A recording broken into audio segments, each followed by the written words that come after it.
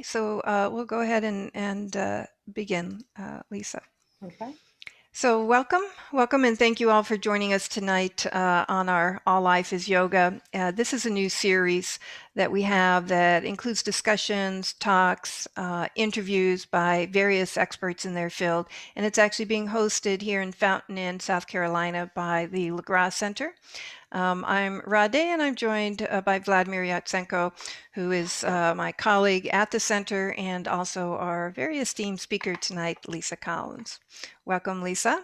Thank you. And over the past several weeks, our speakers on All Life is Yoga have explored various ways for us to live more harmoniously, not only with ourselves and with others, but as well with nature. So today we're going to continue this journey with Lisa Collins, who will share her knowledge and her wisdom on the webinar called A Plant-Based Natural Approach to Self-Care. And Lisa is a natural health and wellness educator, and she specializes in the healing use of essential oils. So we've hosted Lisa on several occasions in the past when our center was opened. And believe me, she always brings a wealth of information and knowledge to those attending. So I'm sure tonight will be no exception. And as Lisa discusses various aspects of a plant-based natural approach to self-care, she'll be referencing a number of articles and resources that we will make available to you after the webinar this evening. So don't worry about having to write them down or having to ask her for those. We've got a list and we'll immediately send it out. And also, Lisa's very open to any questions that you might have. So she'll be pausing on and off throughout the hour to see if you have any questions, but also feel free to type them in the Q&A box for her. And Lisa, with that, I'm going to turn it over to you. Okay. Well, thank you both for having me. I really appreciate it. It is a pleasure.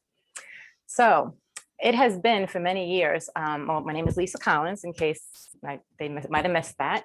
And for many, many years, I have been open-minded more to natural wellness in many ways for lots of personal reasons, and trying to understand root cause and why more and more people are getting sick these days, more so than in the decades past. I noticed a difference in my lifetime, and there's something more to it. So I decided I really wanted to dig in further and do more research and see how I could, not only has it helped me and my family in many ways, I do have my own personal back injuries. And my husband also had some psoriasis and still does, but we manage it very well now with a lot of dietary changes, use of essential oils, and a more plant-based approach. So with that, I want to make sure that I bring this to other people to help them know better wellness, because there was a time where I didn't know all about it until somebody started sharing with me. So I'm connected in health communities, beginning with LaGrasse here, and I'm very grateful for that. I'm also a member of the Holistic Chamber of Commerce with like-minded people in the community, where I also do some webinar. I've done a few online classes, but in-person workshops we've done, of course, since COVID, we've had to put a pause to some of that. And I will be an upcoming contributing wellness writer to the Health and Recovery Guide magazine that is scheduled to launch sometime in late 2021 in the wellness section of the magazine. I'm really looking forward to that. And I believe that the best healthcare is self-care. And I'm in a much better place because of it. Once I committed to being mindful more about my health and what I do and what I eat and stuff like that. And my family's been better off for it as well. So this information today is really meant to empower you with knowledge so that you can be your own active participant in your own lifestyle, developing healthier habits. And we're going to discuss dietary and lifestyle changes together, but make sure that's also along with your medical providers and physicians as well. That is very important, to not do any major changes or implement essential oils or do any changes to your medications. Always consult a physician, especially if you have any health conditions.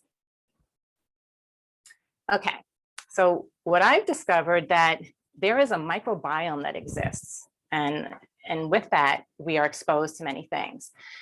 And I'm going to tell you what that all means in a minute. It's just very interesting. But in today's world, there are a lot of things that are actually kind of dangerous that can affect our health and that contribute to why we get sick easily and struggle emotionally, and why we might not be living to the full wellness and purpose and abundance as we should be.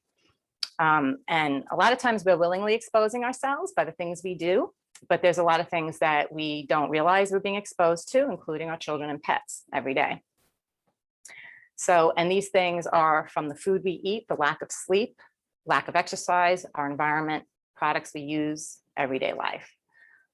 So basically a microbiome is a collective genetic information, a community of organisms, if you will, within our bodies and even outside of our bodies, like bacteria, fungi, viruses that live in an ecosystem, or like our gut. Our gut is an ecosystem.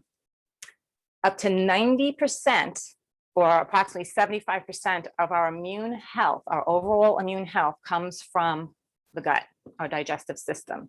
When I learned those numbers, I was like, wow. And our gut regulates so much genetic information. It's unbelievable. And later on, we're going to get into some other connections, actually called a gut-brain connection. Our organisms and our cells in our gut are extremely important, and only about 10% of it is actually human cell genetics. The rest is the fungi, the bacteria, and everything else, like I had mentioned earlier. So we are going to look to how can we improve the gut, digestion, overall balance. And what we want to do is ultimately creating like a homeostasis, which is like an internal biological environment where everything is cool and happy. That's what we want. But there's so many things that happen in our environment and that we do to our bodies that just causes like a train wreck. So what we need to do is seek out root cause. And if we can change our microbiome, because I'm telling you right now, we can change it, we just have to commit.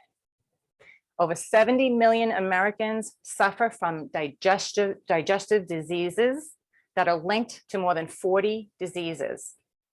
Now, I do have some resources I can share later as far as some of my statistics, if anybody really wanted to know where I got some of this information from, all scientific fact and studied. An unhealthy gut causes, you might have heard, a leaky gut.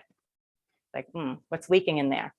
The gut lining has little blocks that fit tightly together like a puzzle, and the gut's going to be healthy. But when the gut is unhealthy and it doesn't get resolved, which we would like it to resolve on its own, but because of the things happening to it, it doesn't always do that, then they don't fit together, and then the gut will leak toxins and microbes and undigested food particles into the gut, into the abdomen, creating nutrition malabsorptions, inflammation, which is huge because inflammation causes pain and other intolerances in the body, allergies, autoimmune diseases. The list is real long when we get to that. So what you ingest influences your gut health. So what do you think might cause a leaky gut? Do you have any ideas of a few things you might want to just kind of throw out there that you think might contribute to an unhealthy gut? Yeah, disbalance, first of all. Balance? Yes, disbalance, basically. Yes, balance would be important. But what do you think?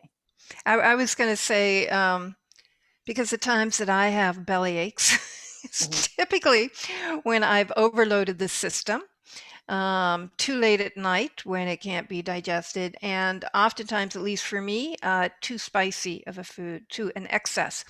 And this comes back to the balance that Vladimir was mentioning. But for me, it's spicy food. Too much spicy food would do it. And you're right. That's definitely could be a contributor. And eating too late at night, that's something that can definitely happening. And I would think hereditary too, that some of this is hereditary. We absolutely have some hereditary. I think it's somewhere around 95% is controllable and not hereditary. And I think 5% number might be a little higher than 5%, but then that 5% is genetic. So genetic, there is some things we just can't control. And we're going to get into some of the controllables and uncontrollables in a minute, but certainly poor diet can damage our intestinal lining.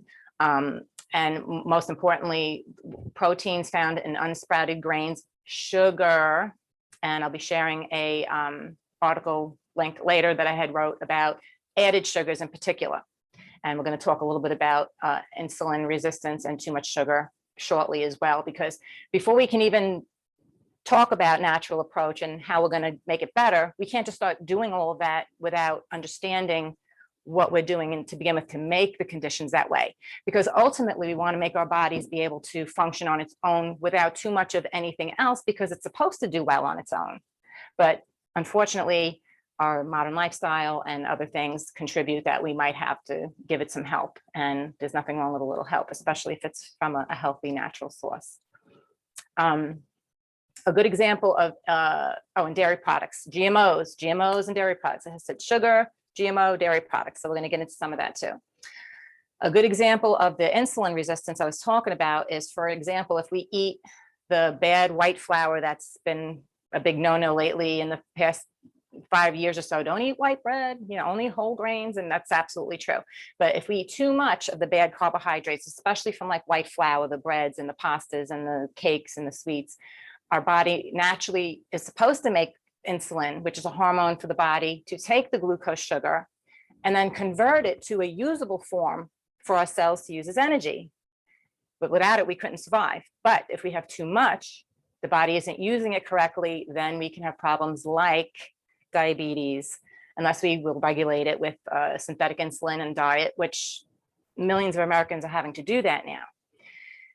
But I wonder if we take a step back and really redo the puzzle, redo what we're doing, we might be able to change some of that. But of course, again, that's something you have to work with your physician with, if you really want to take steps like that, to maybe not have to rely on certain medications anymore. But we do need it sometimes, so don't get off no medications. But there are alternative ways to better health. So anyway, what happens is in problems like getting diabetes, unless we regulate it with the synthetic insulin, if we can't get it regulated on our own, the cells resist it, and then the sugar will store as fat. And then that leads to tired, hungry, a plethora of other problems to come, toxin overload from the foods, the products we use, stress, bacterial imbalance in the gut, and then changes in our gut microbiota. And then where the train wreck I mentioned before, we can have infections, we can have allergies, the immune disease, inflammations, depression, obesity, the list goes on. Now, we need good microbes in our gut, okay, which I'm sure you've heard about. Probiotics, prebiotics, we'll mention a little bit about that in a minute. But we can get the good stuff from the food we eat as well. And when we have good microbes in our gut from natural things, it's going to help us to digest our food properly, support our immune system, detoxify those compounds that are bad, produce the vitamins our body needs, because we need to give it what it needs, metabolize drugs, prevent bad bacteria, influence our metabolism to do what it needs to do, control our brain health, body weight, and so much more. And probably even more that we don't even understand yet. This research is relatively new, considering the past few decades of realizing how bad things are getting for people's health. And it does have a lot to do with our food and other things. So with a good prebiotic or probiotic and enzymes and supplement, I do have a segment on that later. And if we don't have time for that, I have some good resources for people to do further, just to look at that. All the information's there for them if they want to know a little bit more about how we can help our bodies with supplements. Plant-based is the key word. So there are things we can control and there are things we cannot. So if you would like to take a few minutes, or if anybody, whether you write it down or just think about it, write down a couple things. And you had verbalized it before, the things that you feel that you might be exposed to. Now, not just the food, what else in your environment that might be exposing you or harming your digestive system and your current lifestyle. I will say for me, diet, every day I try to be mindful of my choices, because that's the hardest thing to do. We all like to cheat, and once in a while is okay, just can't do it all the time. And even stress, overwhelming myself every day, maybe with some of the things and tasks that I want to do. And stress can really mess a body up, whether it's, even if it's good stress. So that's where we're going to get into some of the things that can help stress. You have any idea what that might be? You want to take a guess? Essential oils. Well, besides essential oils, yes, there's an oil for just about everything. I can tell you that. But exercise, Meditate, meditation. So we're going to yoga. get into some other things that, definitely can help us to control some of the uncontrollables, if you will. But being disciplined and committing to change is the most important thing. And when I'm disciplined and committed, as I've been for many years now, more so than ever, I do see a difference. I have not gotten sick as much. I have not purchased or had to use over-the-counter medications as often. Maybe once a year, I've had a situation where I needed modern medicine, less doctor visits, so that saves me money too. So it's quite interesting. Coincidence? I think not. Okay, so we can control nutrition, we can control exercise. Stress, we could do our best to control stress, but we can, exercise is important. Walk away, breathe.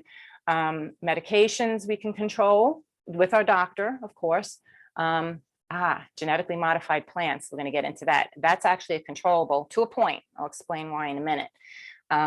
Because then there's antibiotic fed foods we do not want. Now, you had mentioned Rade before, genetics, definitely. If you are born vaginally, they actually say that you are more, could be more prone to having uncontrollable things happening to you, that, there's just genetics are set a certain way, and some people are just more prone to allergies or, certain conditions. Even if you're breastfed, your age, certainly as we age, things start to degenerate. So we need to, like, for instance, our melatonin levels drop. So we need to do something to help get our melatonin levels up. What's in our water? If you're having city water treatment, water is being treated with something that people don't even realize is happening in an unnatural way.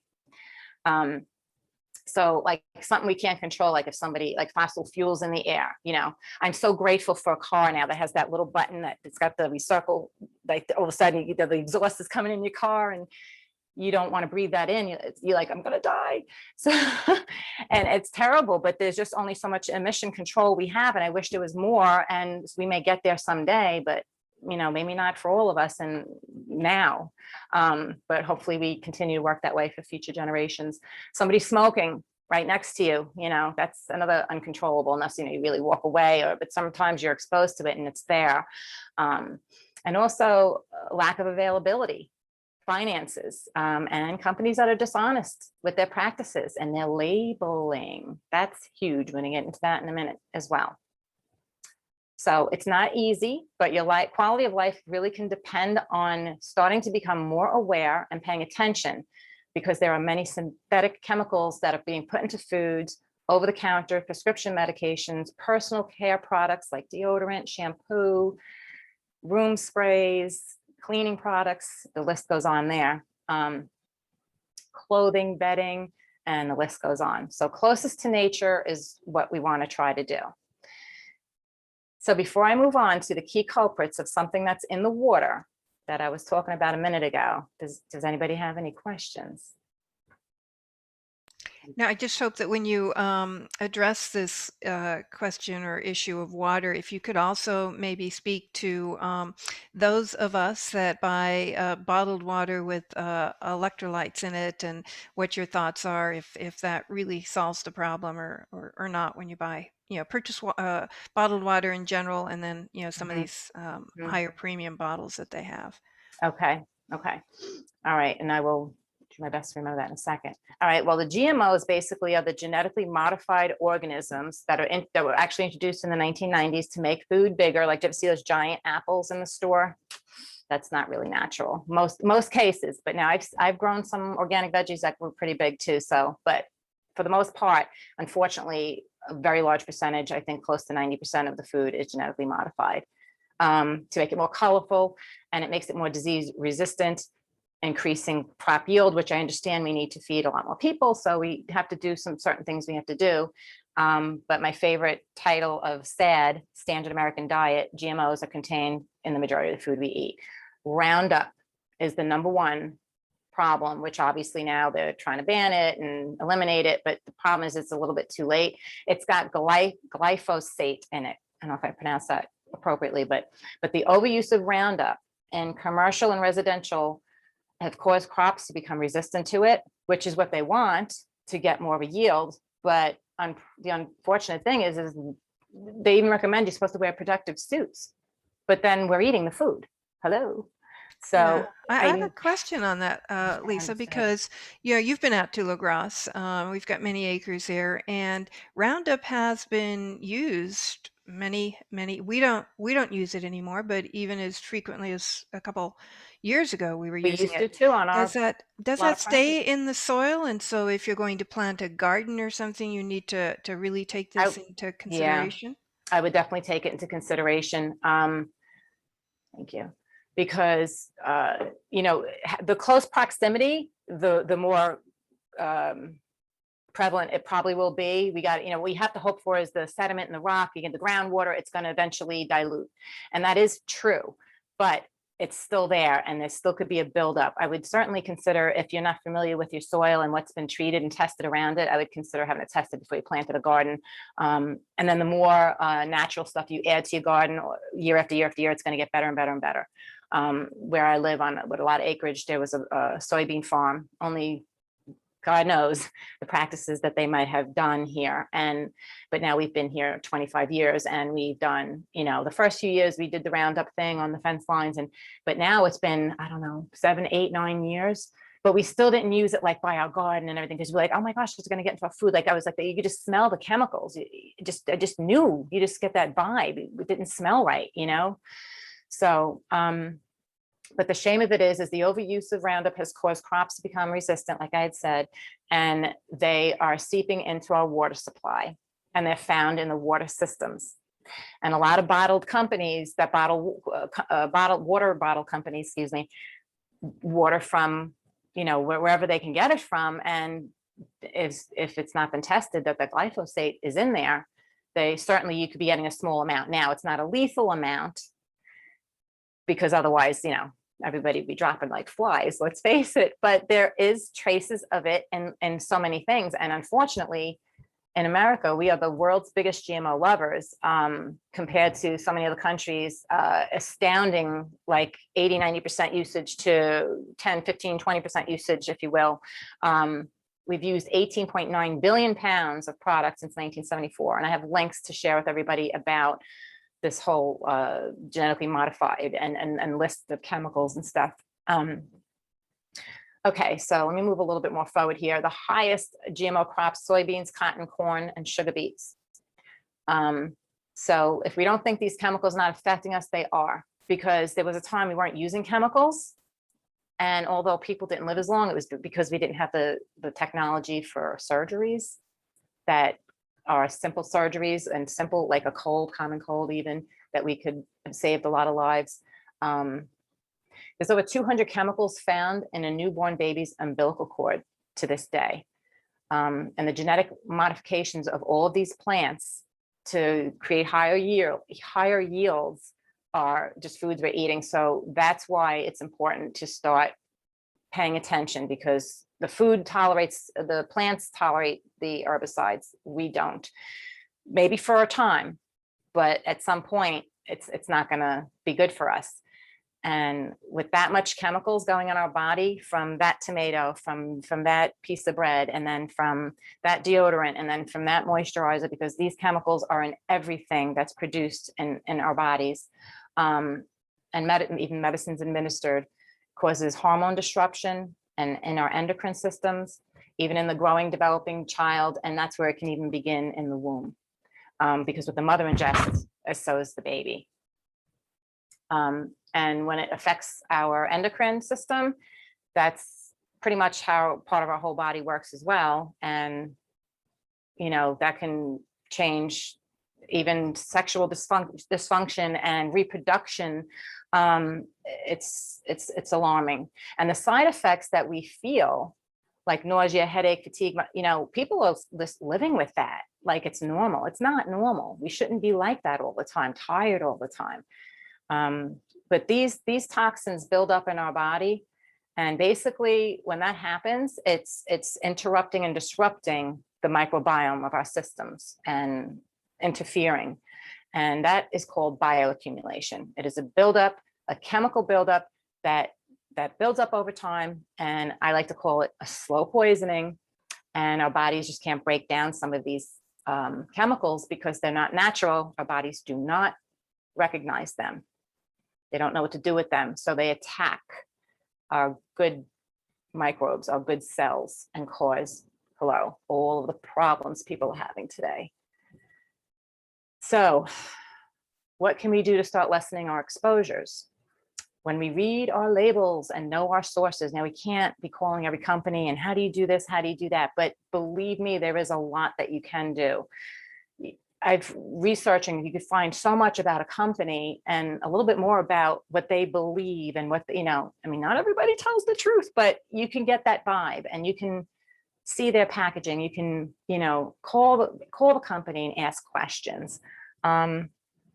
And I'm going to be sharing a link with everybody about some chemicals that are processed with the synthetics and what to watch out for, because some of them are downright alarming and they should have been banned a long time ago and they're still in the food products, propylene glycol, sodium lauryl sulfate, just to name a few, fragrance, talc, triclosan. There's a whole list. And in this list, it also explains a little bit more about them. Formaldehyde, artificial dyes, the red 40, the yellow 6, all those numbers, they will mess you up. And the kids and young kids having ADHD and all these other autism spectrum problems, a lot of people are starting to think about lengths to, and have already changed their kids' diets from some of these influx of these artificial dyes and preservatives and high fructose corn syrup and artificial sweeteners.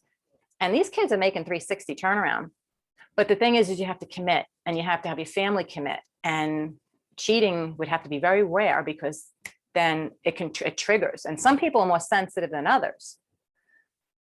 So I'm also going to be sharing a link later, a book resource, The Dangers of High Fructose Corn Syrup, called The Sugar Fix by Dr. Richard Johnson. And on the artificial dyes, I have a video by Rebecca Bevins that I want to share on the effects of artificial food dyes and her experience with her child. And it's very moving to watch and makes you really think about what we're putting in our bodies. But these things affect adults too, but they might affect children more because they're still growing.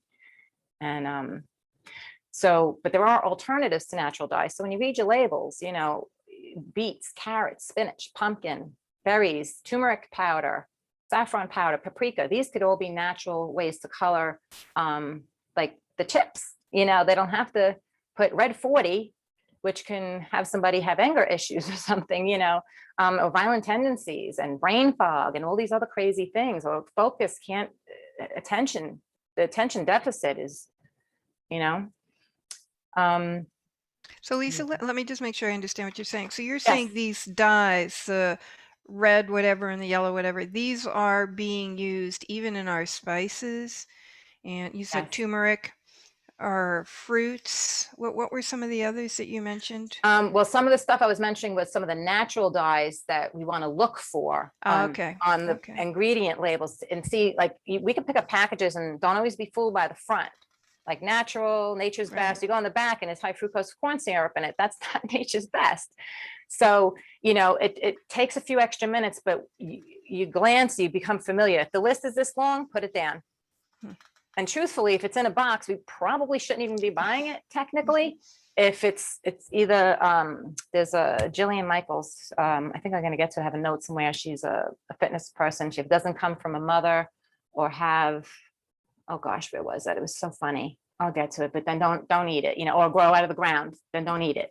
But certainly there are a lot of companies making good changes now, which you can see. And so we just have to really start learning how to shop more wisely, but it's not just in the food we eat. And yes, organic as much as possible. And even organic, they still allow X amount of chemicals, but it's still a better choice. Just do the best you can, wash everything and everything like that, and look for sales. And the more we create the demand for it by buying it, the more the prices are going to come down. Everybody I think has already even seen that with a lot of healthier choices. The prices are getting better. And even the same thing with the grass-fed beef and stuff, because you really try to avoid all those antibiotics in the conventional meats as best you can. And we're going to get into a little bit of that later, the better ways to eat. But keeping in mind, it's also in our skincare, personal care items, toothpaste, mouthwash, intimacy items. I mean, just so many things to think about, that we are really being bombarded with chemicals that is creating that bioaccumulation to destroy our gut and then overall our health and wellness. And I have one kind of question on this Yes. point, which is kind of bothering me now for the first time. When the vaccination was created, they had FDA approval. They had to do testing for these chemicals to introduce into our system, whatever it is. Every medicine requires certain approval of FDA and so on, but not the products for the food, neither for the food nor for the care of the body. So they can introduce any chemicals from their labs, saying that they are safe because they don't see, they never tested them on the longer run. They tested them on the short run on the animals or something like they do with creams. And then we do not know what would be the result of a long period of time. So I they are know. never approved by the FDA. If they would be approved that these chemicals are harmless to our system, then it's okay. But You would think, and it would hope, and that's why we can't put our health in the hands of just the FDA. I mean, there's certain things we're going to want to follow and pay attention to.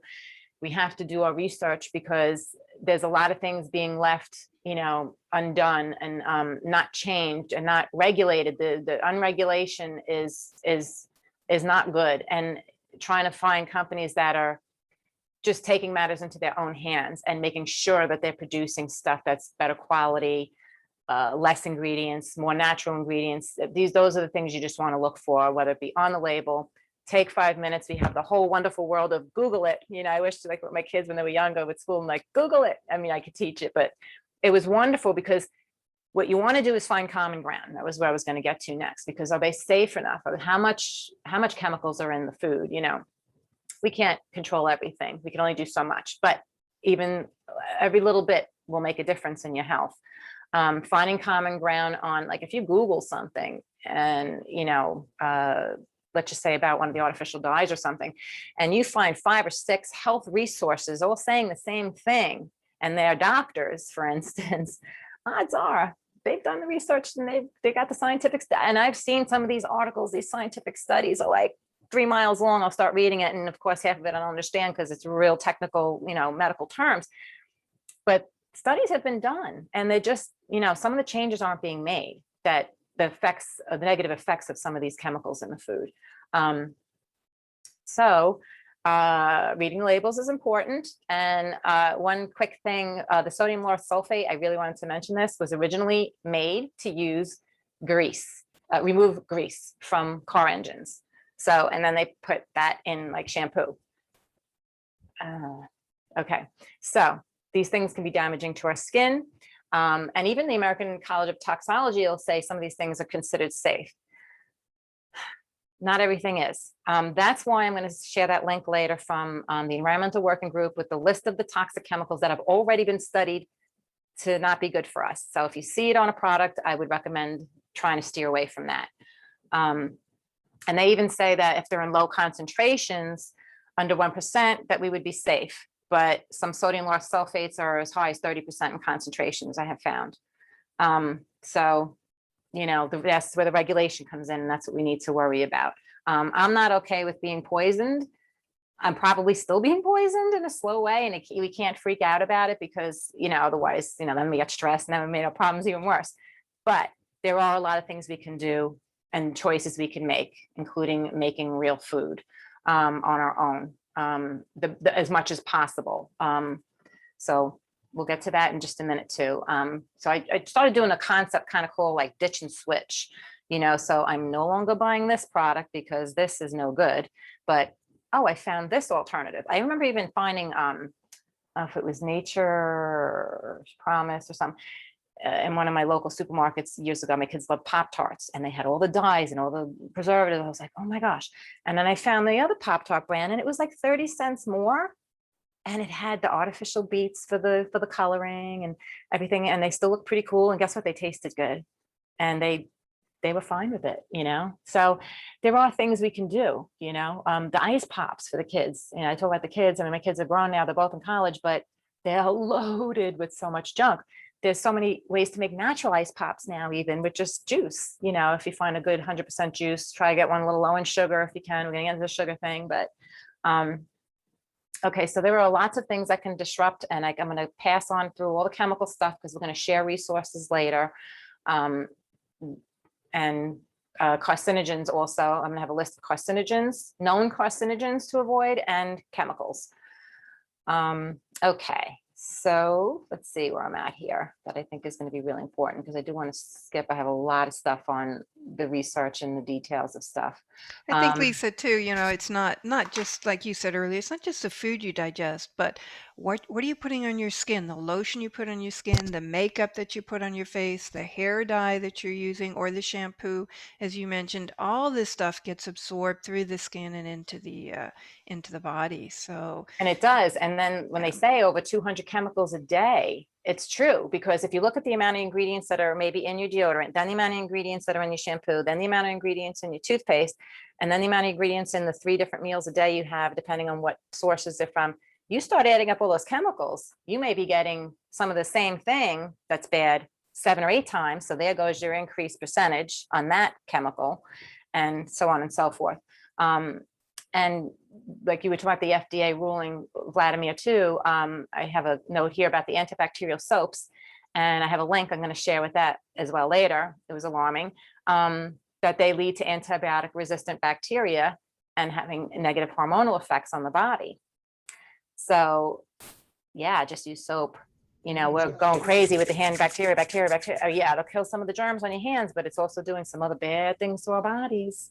We had a presentation from a biologist, biochemist, who said that our antibacterial approach, all this penicillin, when we discovered penicillin, we disturbed the whole balance with bacteria with which we lived for, you know, for millions of years, and we made a peace with them. But now we disturbed the balance, we killed the bacteria, and now we have viruses coming in. Viruses Right. were not so common before. Right. They were only bacteria before. Right. But viruses were very rare. They didn't have a niche in our you know, system. Now there's empty space because everywhere antibacterial, antibiotics. Exactly. And we need to get back in the dirt is what we need to do. Like babies under 1 year of age, in fact, that have studies done, they played in the dirt, had decreased risk in asthma. Dirt is not our enemy. Our enemy, chemicals are. So yeah, cleanliness is important. You know, I mean, if you don't take a bath for a few days, I don't know if that's necessarily a good thing, depending, you know, you have to wash your hands still, but use soap, don't go over the top. We need the microbes that come from the earth and all that stuff. Our bodies need that. Our bodies need to understand it, because otherwise, if we mask it and block it with all these chemicals, it's causing this mass confusion is what's really happening in there. And then it's attacking because it doesn't understand what it is, and then it's making us sick. It's really almost it's kind of a simple concept if you think about it. You know, we need to just simplify a little bit more, you know, and not over the top with the antibacterial. Absolutely. Obesity is another big issue, and I have a lot of information on that, but that certainly does change the gut microbiota. But if we start switching to a more mindful diet and eliminating some of the bad fats and sugars and things, which I can touch on that in a little bit too, then, you know, and we can decrease weight gain to a more reasonable level, that will solve a lot of problems for people as well, because just being obese alone, they can actually have 50% fewer gut bacteria because of it. And that's a shame. But can I ask something on this also? Because Ayurveda has the concept, and I kind of ask also Radhe to help out. Ayurveda has a very simple concept that you have to keep your fire in the stomach burning fully, and it will digest everything. It will burn everything out. If it is not totally burning, as it were, then it leaves residues or something which is not totally digested, and it goes Mhm, into the system through intestine. There, it becomes this kind of toxin, mhm, mhm. creates all the problems and 70% of diseases, as you mentioned. So the whole idea in the Ayurveda is to keep that stomach running well, yeah, and With giving good food, stuff, yeah, giving in such a way that it can digest the right? amount it can digest, no more. Yeah, otherwise there will be creation of this ama or that residue or that toxin. That's And right. that's how they look at it. They didn't think about chemicals yet, but Mhm, mhm. they thought about the digestive process more. Which is And where you have to start, and then you start to think about, okay, well, now you're doing all this the right way, right? And then maybe eating right, but then what is it that you're eating? What's in that food? And then what are you putting on your body? So there's other things that are going to add to um, the problems, if you will. If you're having problems, you have to start to find that root cause. Like I said in the beginning, you might have to kind of process of elimination. Why am I have high blood pressure? All right, that could definitely be genetic, partially, and there is age. But what am I eating in my diet that could be causing my blood pressure to go high? And is it a high salt diet? I mean, salt content is something else you have to consider. Um, uh, and even being an obese causes more cognitive problems as well, and could even lead to Alzheimer's. So, there's a thing I wanted to talk about that I actually recently only started doing myself, and I've heard a lot about it. Because there's so many diets out there, and diet this, diet that, and I think you just need to eat real food, eat in moderation, not eat only eat when you're hungry. There's just a lot of simple things, and intermittent fasting is a way to consider that would be a little bit safer than like these longer day fasts. And some people do that for religious reasons and for many reasons that we can do fasting, certainly with your physician, never on your own judgment as far as what's the best way to fast and not fast, and it has to be done with caution. But a good way to do it that could be a little safer that I have found is just doing like only eating in an 8-hour window stretch. So if you get up at 6 or 7 a.m. in the morning, you want to have your coffee or something like that, or water, and then just try not to eat. You might get that little bit of hungry around 9, 10 o'clock, but just hang out and don't eat. Just drink another glass of water or something, or have a cup of tea. And then around noon, go ahead and have your lunch, and of course we'll talk about the best ways to eat. We want to eat pretty healthy, and then a couple hours later you can have your dinner, at 6 o'clock or 7 o'clock or 5 o'clock. You can even eat 3 times in that span, but as long as it's healthful, then by 8 o'clock, that's it, you shut it down. So from 12 to 8, you can eat, I mean, you don't want to eat, too much large portions, but you can eat, 2 meals at least, I would say. And then if you stop to realize after 8 o'clock, I know sometimes you might get the nighttime munchies, but just ignore it and have a glass of water. Once or twice a week, don't ignore it. Go ahead and have your little light snack. But if you can actually let your body rest for that, 14, 15 hours from 8 o'clock to noon the next day, your body is giving it a chance to just heal, relax, and do what it needs to do. Because if you keep on putting food, it's got to keep working and keep trying to digest and then if there's chemicals in there too. So a little bit of fasting is not a bad thing. So if you skip breakfast, they always just say, don't skip breakfast, most important part of the day. You should take your vitamins if you're taking vitamins. I don't believe that it's super necessary. That I'm finding with more research that it's healthier to eat a little less than eat a little more. If you're really that hungry, then have a banana in the morning, or that one apple, or a handful of nuts, or just an egg, one egg.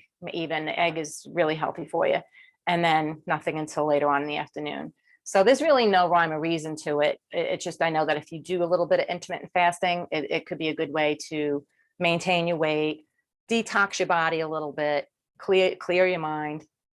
Because when you get the junk out, you start to see a little bit, think a little bit more clearly.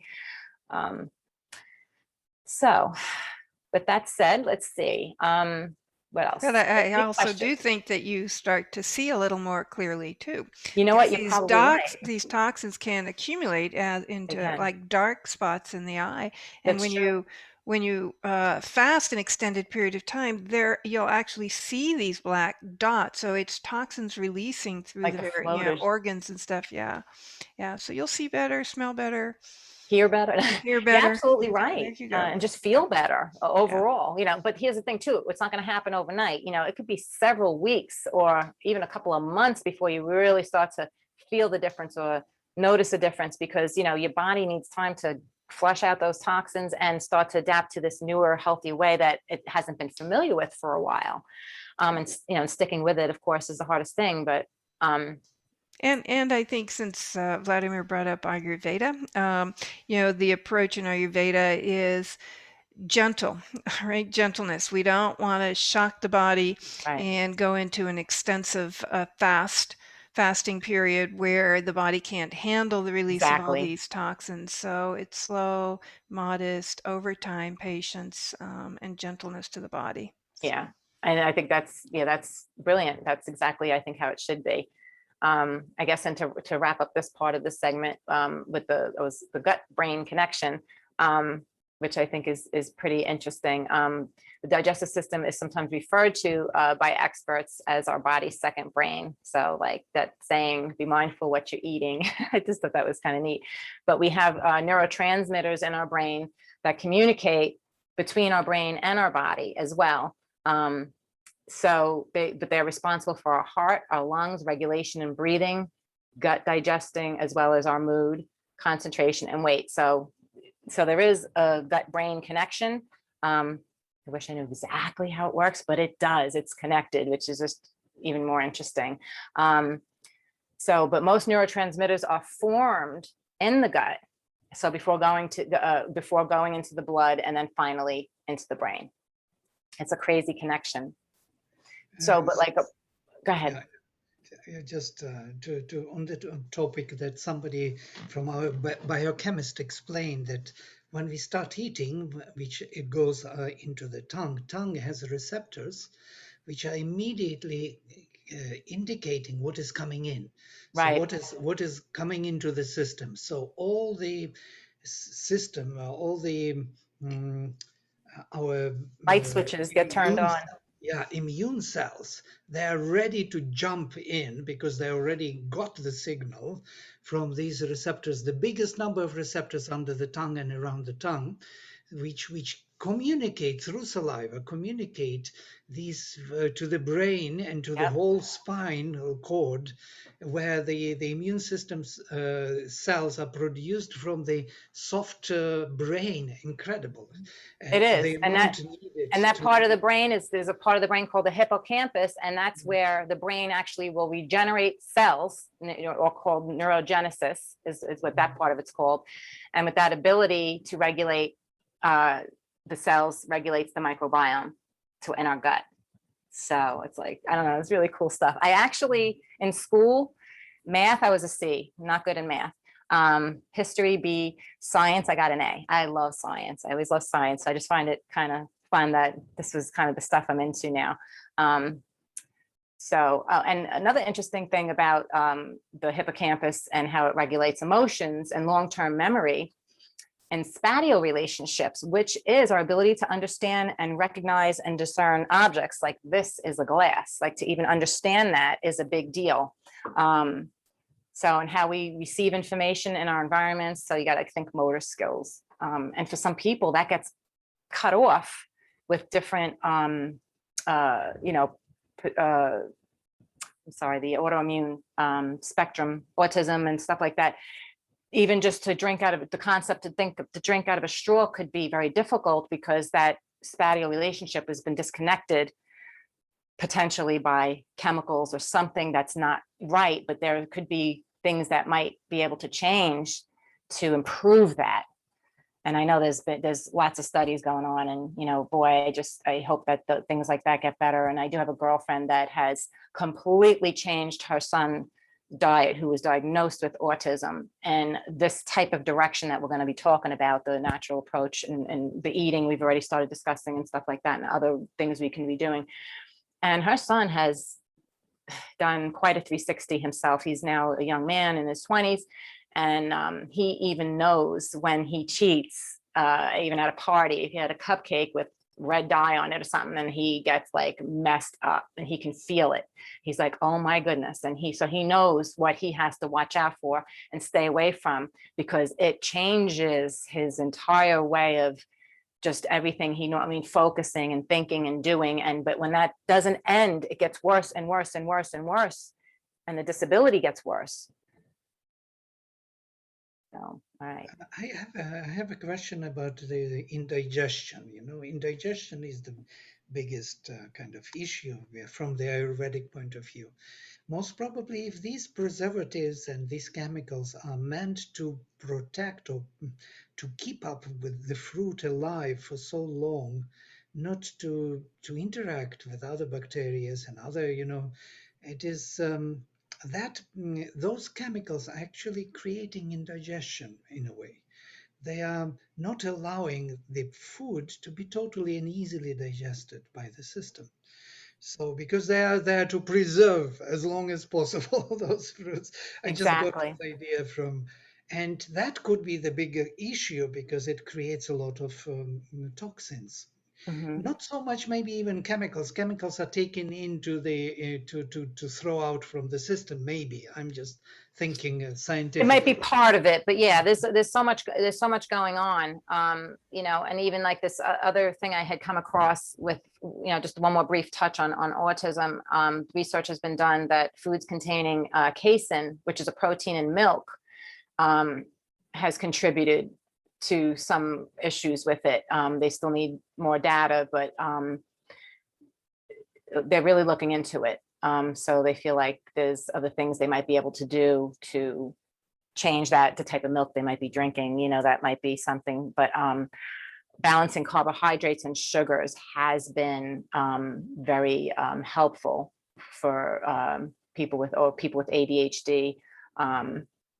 And autism spectrum. And there's so much to it. That's not even what my thing today. And I'll tell you, I just start going on tangents. I start looking at something else. I want to find, I just want to keep seeing what I can find out and learn, because there's so much to learn. Lisa, you had, I just saw a question pop up from Eric. You had mentioned earlier, which I was actually happy to hear, that if you're not hungry in the morning, don't eat. That's right. Ayurveda says you should eat in the morning, but some people, the digestive fire isn't strong enough and ready to digest. So Eric had a question here about your comment. You've mentioned that do not eat much, even for breakfast, for example, only one egg. However, I've heard brain needs food. In the morning, we need to work, and brain needs to be sharp. Any comment on that? So this is again whether the big breakfast or something healthy for breakfast is good, or just wait till midday, or Well, during again, brunch. what I would say to that, honestly, if you are hungry, then you should Yes. eat, because then your body is telling you it needs something. But if you're really not that hungry, I would just let it go for a couple hours, because then your body is fine then and at rest. But if you're hungry, then go for the 2 eggs and add some sauteed vegetables and, a slice of whole grain toast. Just 1 egg. I was saying, if you really have to have something, or a banana, and a couple days a week, I could, just have a small yogurt or something, and I'm good. And then there's some days where I want the turkey sausage, I want the eggs, I want the full breakfast, and there's some mornings I'll actually skip it. So I just kind of do what my body tells me, but never anything in too much excess, or like you were even saying, not too long of fasting, because then you can get into other problems, But yeah, our brain needs food, our bodies need food. So, but if you're not hungry, don't eat, meaning then you're not hungry, your body probably don't need anything yet, So I wait, what? I am really hungry. I'm going to go eat, I could eat, but I could wait. I'll wait a little Sometimes longer. not we are hungry, not stomach, not the body is hungry. It's something else is hungry. Yes, for some. Or visual, you smell something or you see something, Diet is also known to affect irritable bowel syndrome. That's another whole thing. High fiber fruits and vegetables can help with that. And that's another whole segment. But there's just so much about the gut microbiome and all of these problems people are having. So there are certain diets that you should consider researching for individual autoimmune that you might be having. So, but I think the contributing factors causing those autoimmune is maybe watching certain things to start to heal the problem that you've already created because the damage is already done by eliminating more toxins from your diet and looking at your labels, understanding the food that you're buying, maybe researching your companies a little bit more on the website. And I do use some products from Young Living. They don't sell a whole lot of food, but personal care products, essential oils, they have a whole line of supplements. They have the Seed to Seal, that's phenomenal. I have links for that too later. That's one of the companies that I like. There's several out there, but that's one that they just have top-notch standards in their products that I really feel like I can trust. So I'm going to also share in a link in a little while, because I know we're going to have to start thinking about our potentially a halfway point here, because I have so much information to share. And we might consider doing a part 2 to this, so we can really get into now. The other side is the side that is where no more bad news. We all know now what the gut microbiome is about and the things that can affect us. I have such wonderful information here that I want to be able to move forward with all the good things we can do now and how we can make it better, and then some recipes and a little bit about some of the food we should consider eating and diet and exercise and a little bit with sleep and stuff like that. Oh, and I have one more, another link. I'm thinking we might share half the links. If we're going to do that, I might share half the links for tonight's participants, and then we'll share the other half after the second night, so they don't get ahead to links that they may not know what that was relevant for in discussion. And the one other link I'll be sharing tonight is sugar, called The Sugar Sacrifice. It was an article I did, and it was about added sugars, which is another culprit. And that could bring more insight to thinking about parts of our diet and how we're eating. But in a nutshell, if our bodies aren't processing things properly, an overload of anything, especially if it's not from a natural source, we're in trouble. Could you post the link into the chat box? So we Well, can... I yeah, have she a- has tons of them, Vladimir. That's why we decided that we're going to do a separate handout, because otherwise you're constantly looking. But it's anybody that registered for this will do. Oh, and if we could, do you think we could maybe go about 10 minutes over? Absolutely, yeah. I was going to say, Okay. so even Lisa, if you think in order to get through your other half, it's maybe 20 or 25 minutes, we can keep going. Whatever is easiest for you. If you want to do a part 2 one evening this week, we can do that. Or if you want to kind of just keep moving through it. I don't mind keep going. Okay. And then let's do it, because and the then it'll fact be that it's being all recorded. together. Yeah, it's all together, and then I can email it out to everybody that registered along and with the all link. at once. And that sounds great. Yeah, I'm totally good with it. So hopefully we'll, maybe 7:30-ish, I guess we'll just go with the flow, right? Yeah. Okay. So there's one other thing here that could be a neat thing that we can do, is signing some petitions. And I actually signed a few recently that I came across, and I'm going to share links with that as well. And nobody has to sign anything, but they can take a look at it and see if it's something they'd like to. But like, for instance, legislation is being considered on banning the spread of fluorocarbons, PFASs. They're plastics that don't break down, which could be in the drinking water bottles, perhaps, which if you've noticed, some drinking water bottles are starting to say no PFAS on them, all these different names. I have to look them up to give you the exact definition of each label. But this the different kinds of plastics that they're recycling, which is a good thing, but the plastic bottle, but then these can leach into our water.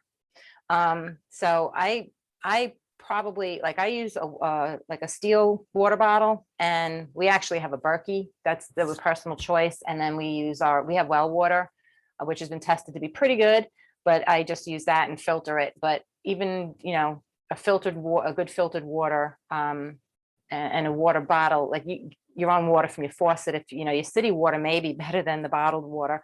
That's one thing I haven't researched, like which water bottles would be which one would be better versus others, but that would definitely be a good thing to you know, make a note of and see. I'll see what I could find out about that, because I know there are some that are professed to be better, but I would like to research to see why they would be better. Okay, so I'm going to share those links later on. And okay, so here's some of the things you could do. Find out more about your own company and their suppliers. If it's a local company, if it's a big company, doesn't matter. You can go to their website, you can make some phone calls, you can find out a little bit about their practices.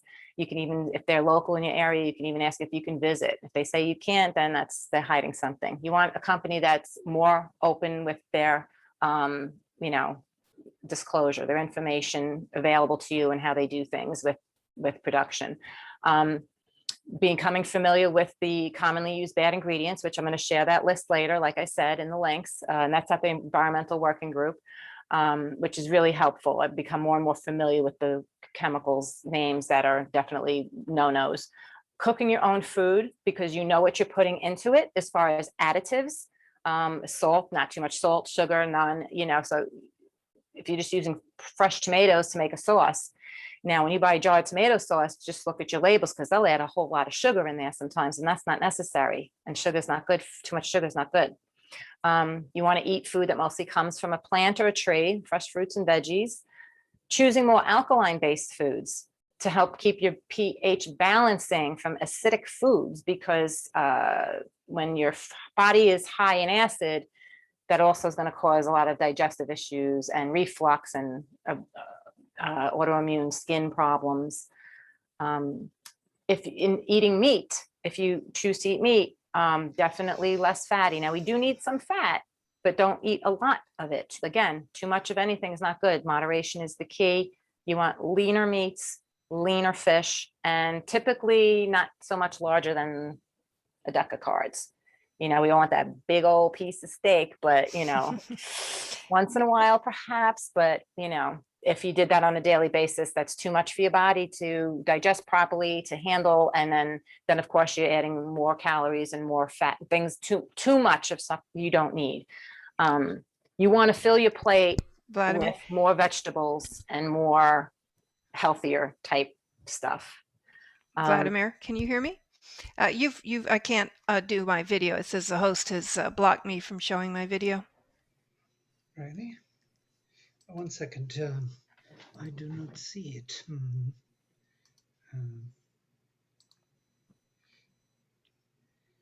Sorry for this. Maybe just make me host for a second till I get in and I can do you co-host again. Okay.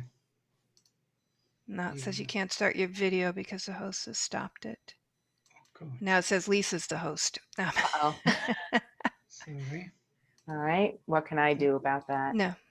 If need be, I'll get out and come back in. Okay. Let me see what I can do. How is that even possible? I know. I don't know. I'm just going to go out. I'll come back in. You keep going, Lisa. Okay. Hopefully I'll Okay. be back. Okay. All bye. right. Are we still recording? Yes, yes. Okay.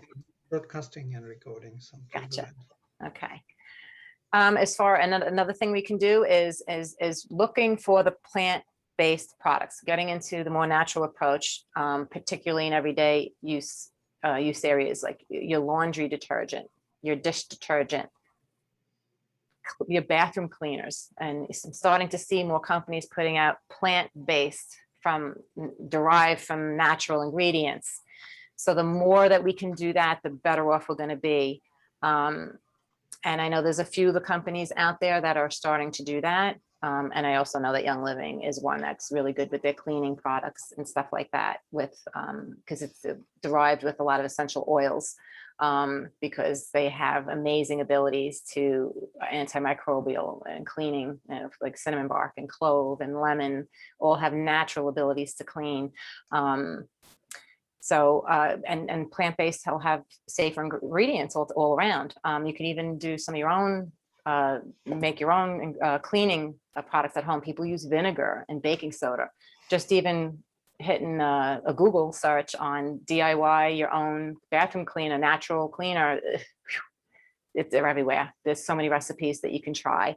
You know, I use a tub scrub, baking soda and vinegar, and then I use a thieves cleaner, which is essential oil based. It's cinnamon bark and lemon and clove, and it smells wonderful. So it's like my own soft scrub, but it's all natural. So I'm not sitting there like, oh, well, I'm trying to clean either. I'm getting aromatherapy at the same time. And I'm going to have a little bit more on that later.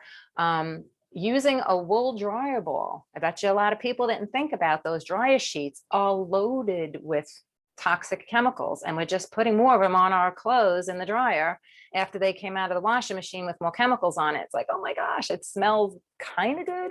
After a while, you get away from it, and then you go back and you smell certain other brands, and you're like, whoa, the fragrance, it's just not real. It's not real. And therefore, it's not, your body's not going to understand what it is, and it's going to mess you up. So like taking wool dryer balls, and you can get them anywhere online, and a few drops of essential oil on that, and throw it into your dryer, and that's it. Or even select a size paper towel, and you can make up a linen spray, and just douse up the paper towel real good with a few extra drops, and then throw there's a natural dryer sheet for you.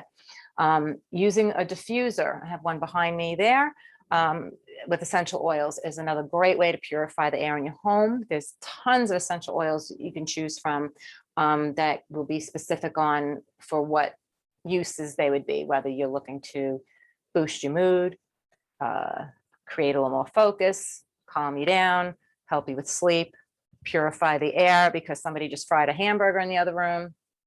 So there's lots of things you could do there.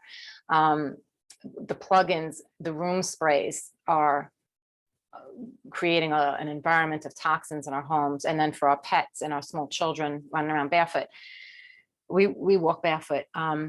Carpet cleaners, there's so much to think about that the chemicals. So if you can use like a diffuser instead of the room sprays, and instead of scented candles, that's another huge toxins being brought into people's homes.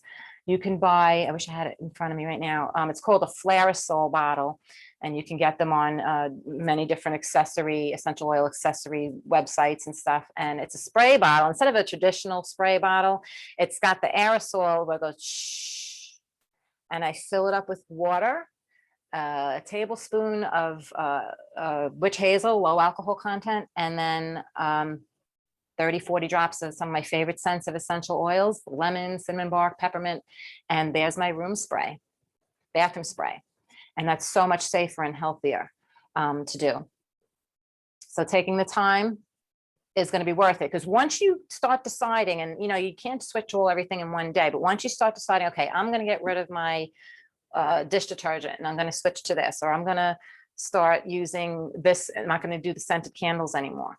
I actually purchased an unscented candle one time from a popular candle company, and I started to burn it, and I added in, while it melted down, some essential oils that I liked in there to help give it a scent. So I know that was a little bit safer thing to do. But something you want to take your time, one thing at a time. But after a few months of doing this, you'll find that you're in this new vibe of doing things that's just, and you're going to feel good about it because you're doing so many healthier things, and it's going to make a difference. And truthfully, as far as the budget goes, it's really not that much more expensive to switch to a healthier. In fact, I think sometimes it's actually less expensive, because we are, maybe you could buy some things that are already done and maybe cost a little more, but I'm already seeing things come down in price in a lot of areas. But making your own stuff, like I'll make my own hand sanitizer. I mean, this definitely would be less money than buying the store-bought, and it smells just as good. And I will put in the 65% rubbing alcohol if I want to go for a higher germ kill rate. But I really try to avoid that whole antibacterial concept. I have rollers for sleep. I have rollers for pain because I have a torn rotator cuff. I have herniated discs in my back. For digestion, I make my own little tummy rollers. Everybody's going to get a couple recipes of a few of these in the links in the email at some point. Very simple to make, a few minutes. I basically just these are 10 ml rollers. You can get them on many accessory places online. You can just pop the tops off with like a paper towel or using the cap. And then I put in, anywhere from 10 to 40 drops, depending on the recipe, of certain essential oils for whatever it is I need. Add the rest with a carrier oil, which is going to slow the absorption rate and ease up on any skin sensitivities for the direct essential oil, especially if it's a hot oil like peppermint. We don't want to burn our skin. And it also stretches the dollar. So like if you're getting a good quality peppermint, and there's 300 drops of peppermint in a bottle, a big bottle like this, I may only need, like this big peppermint bottle could be, let's just say approximately $23, but I may only need 20 drops for my tummy roller. That's going to last me a month at least. And then I still have, 160 drops left. So this bottle that I just got of peppermint is going to last me like over a year for making my tummy rollers and other stuff I could use it for. So it's not just for one thing. So that's just a couple of quick ideas there. Another important thing would be becoming and staying part of a like-minded community with people the best that you can. People that are going to support your ideas of wellness, and just maybe getting in a couple of Facebook groups, even people that are doing more healthier, healthful type things. Any questions? No? Okay, I will continue. So, but I truly, honestly believe that we can change the direction of the health of yourself and your family for the better just by committing a little time. We want to, yes. What comes to my mind is, truly speaking, not so much even that what you say is totally true when you use natural essential oils and you start. It's more like bringing consciousness into everything what you live, how your attitude towards your life. You become aware of things, and that awareness changes a lot. That very awareness will change your lifestyle, and maybe chemicals will do it much less than that consciousness which you put into it. And then you start noticing things, you start observing things, you get into very interesting flow of life, which is not boring. You're not doing it for just keeping up healthy. It's a lifestyle. It's a curiosity of how we live, what is happening to us, where we interact with this outer world and ourselves. Where is that border? And that becomes a very interesting way of living. Thank you for the. I absolutely agree. I mean, just the lifestyle of it, I hit a point where I was like, wow, this is pretty cool, because, the way I was doing things at one time, it was a norm, because that's what everybody just started doing. I remember when my mom brought home the first TV dinner when I was, I don't know, 9. It was exciting, and then when the microwave came in the house, I was like, wow, but never thought to start reading labels. Well, at that time, I don't think they were adding too much chemicals just yet. But yeah, but once you get into a lifestyle and a way of doing things, even exercise, I mean, committing is hard, but once you get past a certain point and then you try to take a couple days off, your body's like, what are you doing? I don't feel good if I miss too many days, and I get stiff and forget it. My back problems that I have. And also I have to just be honest with exercise, which is another huge factor. Just find something you like to do and commit to it. There is so much to choose from. If you don't go in person to a gym or a studio, online today, we have the streaming abilities, we have YouTube. I mean, it's endless, and there's so much stuff for free. And not that you wouldn't want to support anybody, but even just subscribing to a YouTube channel, for instance, you could be supporting somebody in that way. But yoga and meditation is the easiest and the sweetest on the body, in my opinion. There's all the hardcore good workouts out there, maybe a little bit when you're younger, but let me tell you, it does catch up with you after a while. And actually overworking out hard can actually cause stresses in the body and interfere with your gut microbiome as well. You really don't want to work out like push up, another one, another one. It's really not good for your body in the long run. It can create other stressors. You want to work out where you're just right, just the right place, you know, and as soon as you feel like you've hit a point, then ease up a little bit. You want to get that heart rate up. So you definitely want to include cardiovascular for sure. Whether it's a brisk walk in nature, that's another great exercise recommendation because we need to stay connected to nature. Okay. So this is really cool. Just one day of clean eating, because that's about where I want to get to now too, is the clean eating thing, because that's what we really need to concentrate on. So like, what should we be eating? Because poor digestion increases gut permeability and increases proteins in our bodies that they don't recognize. So just one day of clean eating, studies have shown, reduces the amount of pesticides that are actually can be found in your urine. And I thought that was like, wow. So imagine if we adopt a lifestyle of cleaner eating on a regular basis, you know, we might be looking at reversing some problems that we may be having. And maybe I like to even think of it as preventative in a sense, because if we can, you know, if we're in a good place now, let's try to stay there. If we're in a bad place, let's try to see what we could do to reverse it and then maintain it. And the definition of clean eating, basically, like I said before, is eating whole foods in their natural organic state. They're meant to nourish our bodies. We don't want to have too much lab created, genetically modified food, because that's not what was intended for our bodies. And this, I should say, SAD, S-A-D, SAD, Standard American Diet. So we want to try to be more as natural as possibly can. And if you don't like vegetables, find ones you like. There are so many amazing ways to cook vegetables now that, not now, but just if you put a little time into it. And that's another thing you can Google, fun ways to eat vegetables, or healthy ways to eat vegetables, or delicious ways. Just, a little bit of sauteing, a little bit of sesame oil, throw in some garlic and some spices, a little bit of salt. And I mean, you're still eating healthy, and, and you can make it taste good. You can. And I might at some point have some recipes I can share too. I do like to cook. So we want to do a diet rich in unprocessed, if we can, as much as possible, fresh fruits. We want to stay away from white flour products, sugar, artificial sweeteners, sweets and desserts as much as possible. Now, if you're making some of it yourself, you know what's going into it. Okay, some people will use applesauce instead of sugar. Stevia as an alternative to regular sugar. I don't care for the taste of stevia as often, so I won't use it as often. Sometimes I'll use a little bit of regular sugar. I'll just usually do a lot less than the actual recipe calls for, and still enjoy the desserts once in a while. But I know I only have 6 ingredients in there, including the eggs, not 15 if you want to buy their chocolate chip cookies.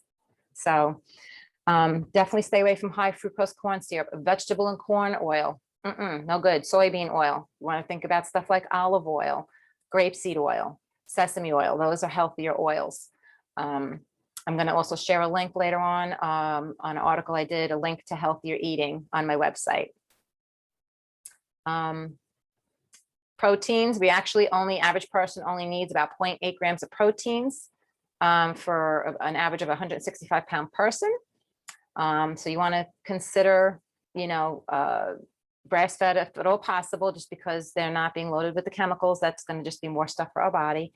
And if you're more of a vegetarian, or you want to think about some of the healthier type of things to eat, lentils, chickpeas, peanuts, almonds, chia, flaxseed, hemp, beans, edamames, lentils, for more of a plant-based soy, watch the source of soy, tofu, dark leafy greens are amazing for you, whole grains and legumes. Now, there's one other thing I wanted to mention, which I found out was very interesting, and it's called lectins, and it's something that you want to actually be aware of. And it's a sugar binding plant protein that can contribute to leaky gut. But what it is it attaches to the cell membranes in your intestines, and basically it interferes with the absorption of the nutrients. But the thing is if it's uncooked. So you want to just avoid too much of a raw diet. If you eat too much raw food, it can actually be a little bit more taxing on your body to digest it properly and then do what it needs to do with it. It's just interesting how all this stuff works. It really is, because they had said at one time a completely raw food, the more raw food you can eat is good, but it is harder for your body to digest it. If you think about cows, I mean, they have that chew the cud thing going on because they actually goes through 2 digestive systems, I believe, or something, but we don't have 2. So considering the lower lectin diet, which is like staying away from wheat, corn-fed meats, and I had mentioned earlier, casein A was another big thing that I had found out about that could be interfering. So, you know, like more of an organic raw milk could be better choice in that respect. I like almond milk. That works for me. But now if you're allergic to nuts, you might want to try an oat milk. That might be a little bit of another healthier choice. Okay, so high lectin foods, for instance, would be like peas, beans, whole grains, tomatoes, potatoes, eggplants. But as long as they're cooked, fermented, or sprouted, then you have nothing to worry about in that respect. Are there any questions? It's just, I don't see any in the Q&A box, but if any of the participants have a question, just let us know, and you can even, Okay. I think you're able to open your mic, and if not, Lisa will keep trucking. All right, you got it. All right, and I think I did mention about the exercise and gut bacteria. Basically, it is very important because our bodies will convert food to energy through the chemical process. Like if we're doing an aerobic exercise, we'll work more efficiently, create more energy, and it'll help break down like the sugary stuff, sugary foods in our body, where it would store fat otherwise. So exercise and good gut bacteria definitely go hand in hand. It is almost like the yin to the yang of eating healthy is to exercise, a daily regimen of some kind of exercise. I'd say at least 4 days a week. And exercise also improves digestion elimination process. So like if you're somebody who might be even constipated all the time, we have to get moving to get things moving. So if we sit in a very sedentary, that's not going to help that department at all. And also meditation can do wonders for the gut microbiome, because when your body's at peace and at rest and you're in a different place, everything just, I can't explain it, but it does amazing things. It takes the stress away, and then your system is just not being shocked by all the stuff that's happening to it. So your environment, your relationships, all that does matter. And I know it's not always easy, but we do have to find ways to balance those as well. Okay, sleep. Again, just a little bit about sleep. And making sleep a priority, just as much as we should make our diet a priority. You know, think about what time you're going to sleep every night. Being consistent is important too, because if you're up till 2 in the morning one night and then, you know, you go to bed at 9 o'clock, and the inconsistencies, your bodies can get confused, and that can throw off everything in your body system as well. Because when you're sleeping, you're repairing and restoring, including your gut. So a good recommendation would be turning off electronics as early as you can. TV, social media, your phone, put it on silence. You know, I can't all the time. I still have college age kids coming and going, and they usually let us know when they're on their way, and I can't sleep until they're home. So that doesn't help, but you know, you do what you have to for that. Now, just 1 minute, I just lost something here. A diffuser. I use a diffuser for sleep. And my sleep roller, like I was just talking about. I have the essential oils I'll use in there are lavender, vetiver, valor, patchouli. And what I have done is I have researched, I research oils to see what their components are, their constituents are, what they're made up of. And I recommend getting This one is a quick reference guide for using essential oils. It's a little book. Life Science Publishers is one that I like, that they have a couple of reference guides. And this one is my favorite. I think Rade you might have had gotten this one, Essential Oil Desk Reference Guide. This has so much in here. It's like my holy grail here, because I can look up, okay, I need sleep. I look up sleep. It will list all of the oils recommended for sleep. And then you can look up that individual oil and find out what that essential oil can do. And it's usually not just sleep. It can help with digestion. It can help with, so now you start to little by little learn, okay, so lavender, for instance, it's like a Swiss Army knife. Lavender is good for sleep. It's good for burns. It's good for digestion. It's good for nervousness. So you can, after some time, but you need support. And that's where I'll come in. But, you can Google stuff all day long, but yeah, and I would say too, Huh? Lisa, I was just going to comment too, because this is just a tremendous amount of great information and a lot of information. And I just wanted to remind the participants or anyone listening to this that all of this is also, most of this, or much of it, will still also be contained in the articles that you've written and the links that you're going to send out. So, I'm trying to remember this and write this down, and then it's like, no, wait, we're going to get these great resources. So yeah, I'm going to make sure just to everybody gets remind. an organized list of the resources that I was talking about, and then they'll get a good feel of the class based on, the toxins in the body, the chemicals to stay away from, and a few other articles, and then my personal information as well, if they want to learn a little bit Now, more. we are getting pretty close to 7:30. I don't know where you are on your list and what can be put in resources or article links to them. Is there a couple other points that you want to make sure you get in? Yeah, I want to just do the quick application methods of how essential oils work. I think that would probably be good.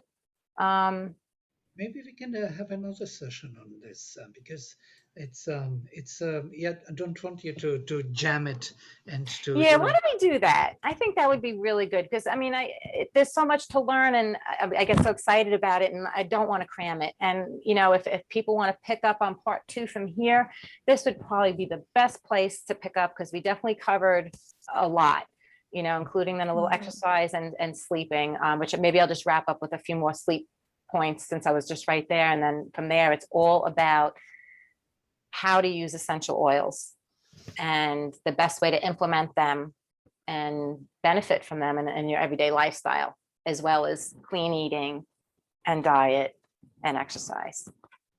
Yeah, and maybe you can say in the second round more about how to apply what oils and for what purposes, as you did earlier with us, but kind of develop this particular approach that we would have some practical suggestions how to proceed, how to make our life more conscious of things around us. So more practical applications. You covered the whole theory, the whole vision, and how you do it, and with some examples. But for us, more like dinacharya, like what we do during the day, what is suggested in the morning, in the evening, in the night, and so on and so forth. Yeah, I think that would be really good. Certainly, because I probably could go to 8-ish. I had a feeling this could be a 2-hour, no problem. And because we're just a little past the halfway point now. And so I don't want it to be rushed. And I think it'd be wonderful if we can do another segment if our viewers are. Let's do it then next. Yeah, well, I'll connect with you, Lisa, and then we'll figure out a date or an evening to do another half hour. That sounds really good. Okay. That sounds really good. Great. Good. Thank you, Lisa. It was wonderful. Okay. Wonderful. Oh, thank you so much. Thank you so much. And I'll send you for up to the point we're at now, the links that they would have needed for this segment, if you will, and then we'll go from there. Sounds good. Okay. Thank you. Thank you so much, Lisa. All right. Thank you so much. Take It's been a care. pleasure. Okay. Good night.